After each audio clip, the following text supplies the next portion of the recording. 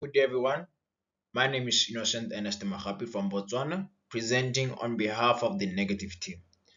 Our topic is whether AI assisted genetic matchmaking should be promoted in Africa to reduce hereditary diseases. So, as the negative team, I'll be opposing the motion. AI assisted genetic matchmaking is a new idea where algorithms use DNA data to predict whether two people are a genetic match, in other words, compatible for having healthier children. Although the idea sounds promising, it's important to recognize that this technology is still in early research stages, not yet reliable, not yet widely tested, and definitely not ready for public deployment. In the African context, this topic becomes even more complicated because Africa is the most genetically diverse continent, yet it is the most underrepresented in genomic research. So this creates major concerns about accuracy, fairness, ethics, and long-term social impact. Today, I will explain why promoting this technology now will be unsafe, unethical, and impractical for African populations. As the negative team, my stance is clear. I do not support promoting AI assisted genetic matchmaking in Africa at this stage. Our position is not anti technology, it is pro safety, pro accuracy, and pro equity. I argue that the scientific foundation required for this technology to work simply does not exist for African populations. The ethical protections needed to use genetic data responsibly are still too weak. The infrastructure and human resources required are not yet available, and the social risks, including the stigma, the discrimination, still remain too high. There are many better, more realistic public health strategies that Africa can invest in right now to address hereditary diseases, and AI matchmaking is not one of them. Before I go into the details, let me summarize the core argument that will guide our case. Technological limitations. The technology is fundamentally unreliable for African populations because African genomes make up only 1.1% of global genetic data. Genomic sovereignty and ethics. There is high risk of data exploitation, weak consent systems, and what experts call data colonialism. Feasibility and equity.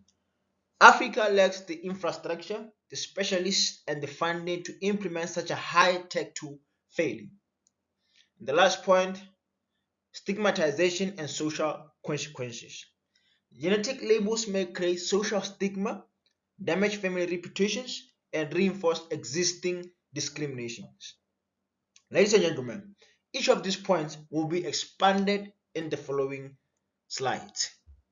Our first argument, and one of the most critical, is technological limitations. AI tools depend on huge amounts of accurate representative genetic data. But Africans, despite having the world's highest genetic diversity, make up only 1.1%. Only 1.1% of globally studied genomes. This means that the AI systems are trained mostly on European data. As a result, their predictions for African individuals are extremely inaccurate, up to 4.5 times less accurate, according to major genomic studies. So, when a prediction tool is this inaccurate, especially for something as serious as hereditary disease risk, the consequences are really dangerous. High risk couples might be told they are safe. Low risk couples might be discouraged from having children. This will really not reduce the disease, it will create a medical confusion. So, promoting technology that is fundamentally biased against African genomes is unsafe and irresponsible. This chart highlights the core issue visually. Global genomic data is overwhelmingly dominated by European ancestry as illustrated here. African genomes, which are the most diverse and scientifically valuable, appear as a tiny fraction. So when AI is trained on unbalanced data like this, the model becomes biased by default. No matter how advanced the algorithm is, biased data produce biased results. So this is the root reason why AI-assisted matchmaking cannot be accurate or fair for African populations today. Our second argument is about ethics and genomic sovereignty. To use AI matchmaking, millions of Africans will need to submit genetic samples, but Africa currently lacks strong regulatory frameworks for genomic data protection. Ladies and gentlemen, studies show that less than half of African participants in genomic research fully understand key consent elements like risks, data use, or privacy. This means that many people provide DNA without truly understanding how it will be used. There's also the risk of data colonialism, where African DNA is exported, owned, and analyzed by foreign institutions, often without African benefit or oversight. So until Africa has stronger laws, trusted system, and ethical safeguards, promoting a DNA-dependent technology put populations at serious risks of exploitation. Our third argument is feasibility and fairness.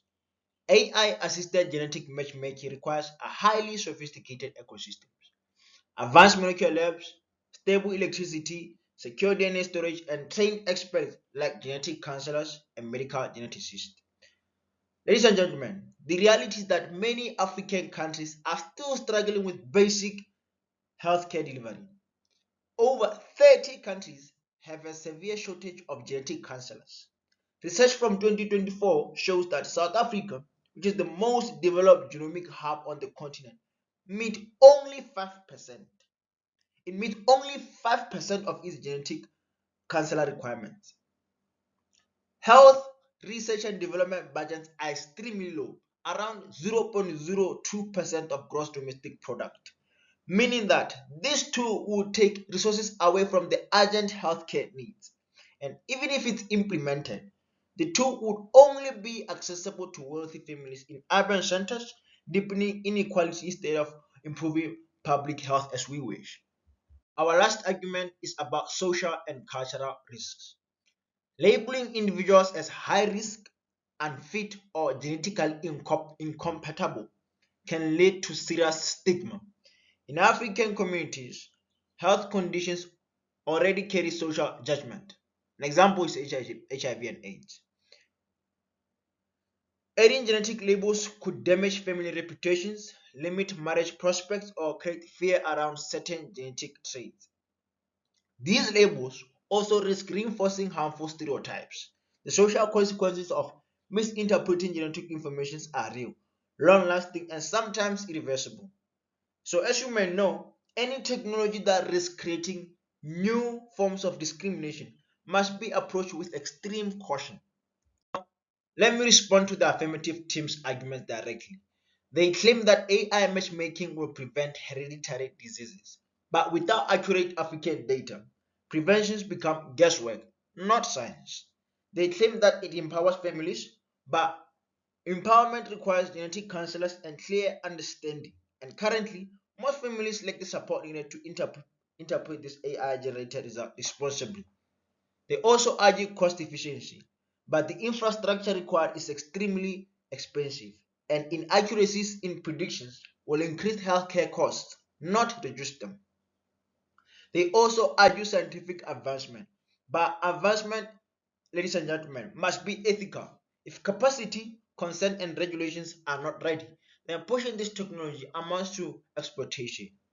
Finally, they argue ethical implementation is possible, but guidelines alone can't fix the fact that African data makes up only 1.1% of global genomic datasets.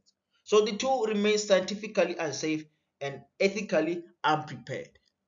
To conclude, AI-assisted genetic matchmaking is an interesting idea for the future, but Africa is not ready for it now.